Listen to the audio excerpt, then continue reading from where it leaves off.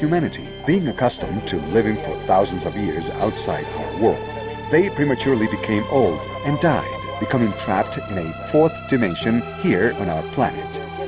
Throughout history, they have influenced many human beings, persons with weak character and weak will.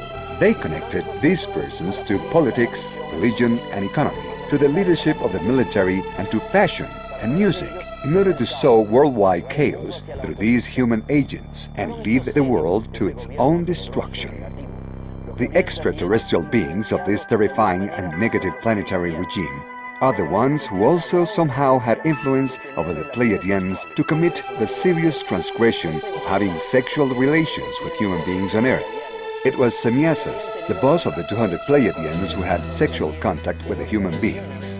This is mentioned in Genesis chapter 6, when it says, "When the men started populating the earth and producing children, and the sons of God, the angels of heaven, seeing before their eyes that the daughters of men were beautiful, took as many as they wanted, and with them they procreated the ancient heroes of the past." That is how these 200 extraterrestrials had sexual contact and produced hybrids, mestizos, and were reunited in a group of 10 islands, the largest of them, Dundle Island, in the Atlantic Ocean. There they established their capital in Poseidon and Poseidopolis. As Plato mentions in his dialogues, Critias and Timaeus, as well as in the Republic. Such was the knowledge and technology received from the extraterrestrials by the Atlanteans that it allowed them to develop large experimentation labs. They manipulated the brains of dolphins and whales, contributing to the advancement of these two creatures. They also allowed the Atlanteans to travel beyond our world, toward the stars. They had the intention of establishing colonies on Maldek, Terma, Yoma, a planet that would have existed between Mars and Jupiter, and they would use Mars as a springboard to get there. Because this would permit the Atlanteans to get far away from the evolutionary process of their planet and wouldn't affect it.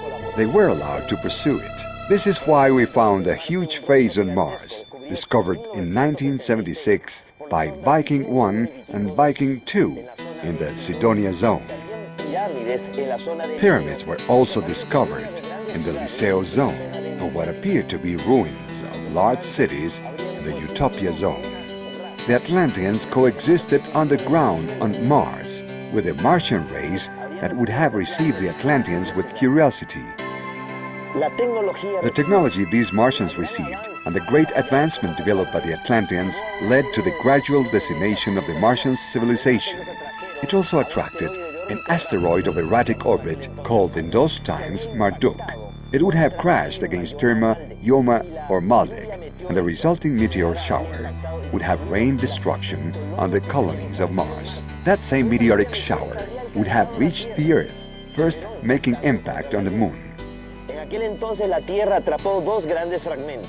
The Earth trapped two big fragments that remained for a time as additional moons, meaning that at a certain moment of planetary history, we had 3 moons. Those additional moons would subsequently have been absorbed by the Earth. One of them crashed in the Pacific Ocean, leaving as an imprint the Philippines basin of 11 kilometers in depth. Later, the other moon fell in the Caribbean, leaving as impact the Puerto Rico basin of 9 kilometers in depth. This created a zone of magnetic aberration, where the line forces that go from pole to pole tend to curl, forming whirlwinds and vortices of electromagnetic forces that collapse space-time, opening gates to other dimensions. These great destructions would have caused the last major glaciation, 11 to 12,000 million years ago, and would have covered the Antarctic with ice. The Antarctic was a continent that was going through the last period of Lemuria, the period of Mu. This was the greatest advancement to the original black race on our planet. This was the greatest advancement of the original black race on our planet, after the intervention of the Guardians and Sentinels. The Lemurians had then to be rescued and taken out of there. They were taken to Mesoamerica in what is now Mexico, and that's how the Olmec civilization emerges. The last archaeological discoveries made in the state of Guerrero, on the Pacific coast of Mexico, demonstrate the Olmec culture was thousands of years